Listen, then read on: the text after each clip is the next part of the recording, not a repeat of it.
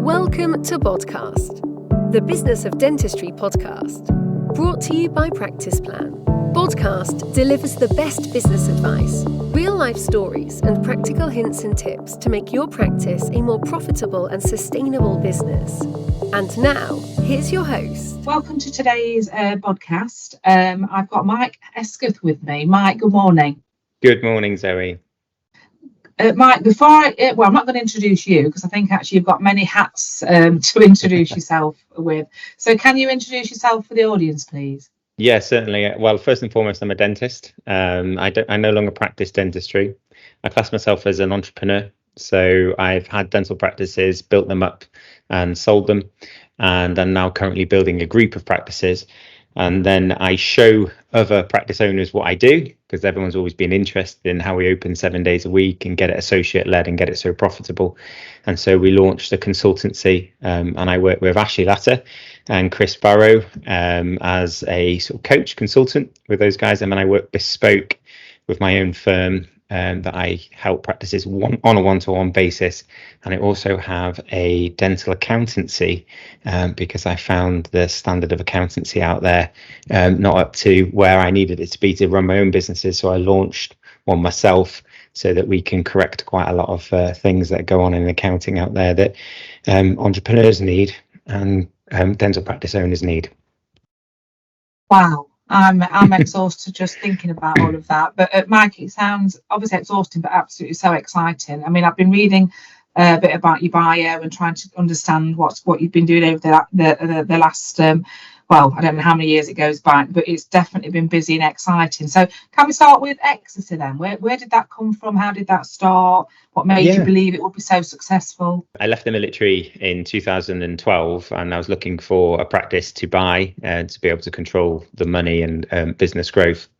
And my wife and I decided to buy a practice in Exeter that was on the market for a number of years. We only paid sort of 280,000, I think, from memory. And it was a rundown practice that was dying a death. And over the next 4.5 years, we made loads of changes to the business where I became non-clinical. We expanded it over 6 floors. We did referral-based dentistry. We did full scope of practice, digital-based dentistry, and we ended up with a business that we sold to Bupa in a walkaway deal for £3.2 million. So that was a nutshell of the Exeter Dental Centre story. And there's a lot of elements that go into that. It was a huge team that built it. And that then was a sort of springboard for me doing a master's in business and also doing coaching courses.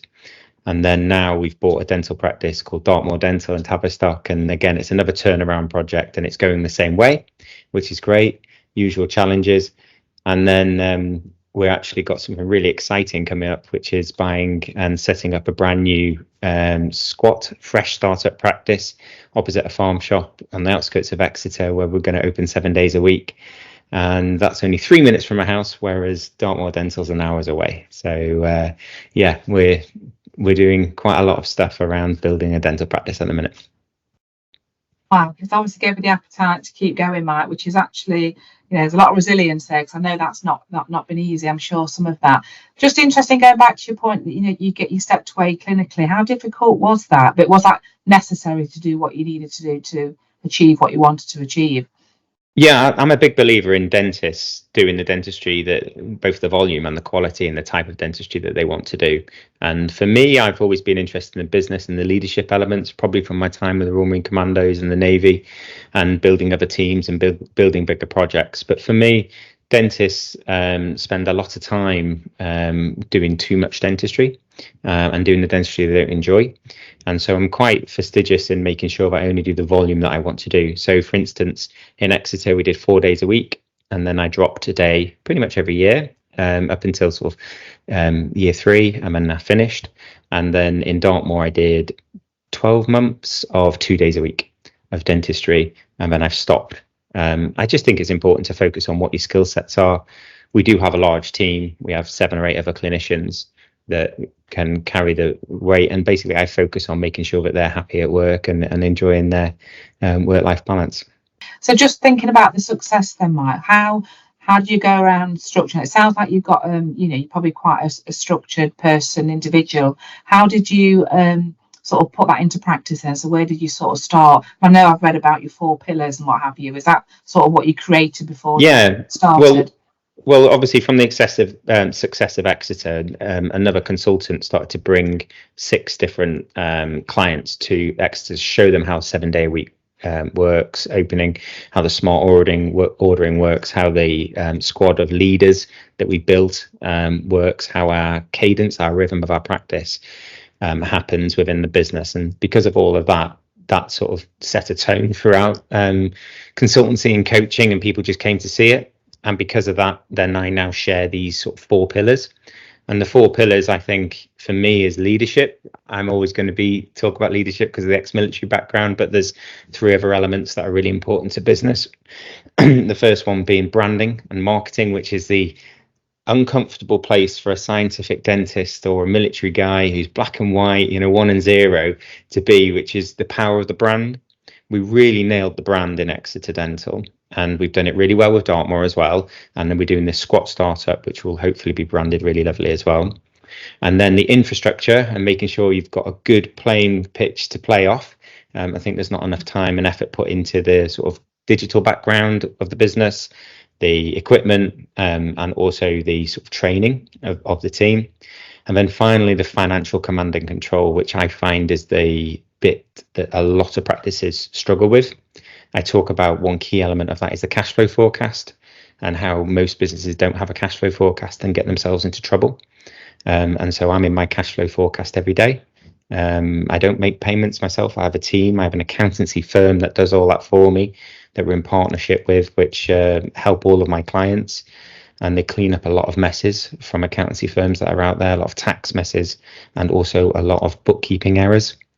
Huge amounts of bookkeeping errors, not enough attention to detail.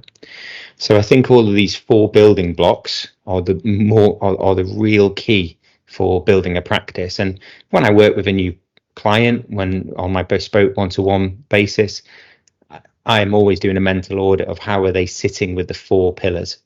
That's 80% of it. There's a lot of other things that people can do, but I think a lot of people focus too much on gimmicks and a lot of the good ideas club that I see out there. People who haven't run practices or haven't run them very well, or haven't grown them by 300,000 to 500,000 a year, which is what my clients do and what I do, and haven't grown wealth in a practice. And if they have grown wealth, have they just given all their time away? So my aim is always to increase the turnover and try and give them the clients back time. And that's what we did in the 4.5 years in Exeter. And that's why people have always sort of invited me on podcasts and articles, which is lovely. Yeah. Mike, just think, I'm thinking of all the clients and the people that I sort of work with and mix with, and, it's still very desirable to own your own practice. So what sort of advice would you give to those people that are sort of, it's in their thoughts, they're not quite sure, they've not made that first step? Have you got any sort of little nuggets of advice for those kind of people? Okay, so you can use that template, the 4 pillars, and you can self-audit. Okay. And also there's 1,000 tasks to do to set up and own a business and run a practice. We happen to be in the world of working and looking after human beings with their healthcare, but a lot of the roles and jobs that have to happen are similar across all businesses, and there's a lot of tools out there. The first one I would say is something like called a Gantt chart, like a project planning tool. Okay, I check in on mine every week. I share it with my business manager, and the 2 of us check in. Are we doing things at a particular time that will give us an outcome, which such as turnover growth?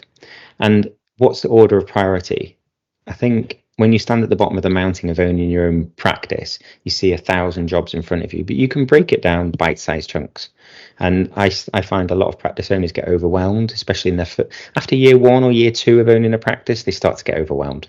And it's when they haven't had a project plan in place and they've just gone, they've used all of their energy, and there's only so much reserves of energy that people can do. So a project plan, cash flow forecast, audit yourself against the 4 pillars, and I promise it there is a little bit of, you've got to take a step forward and get on with it and do it, because I do believe that a lot of people can run practices if they were willing to take a little bit of risk.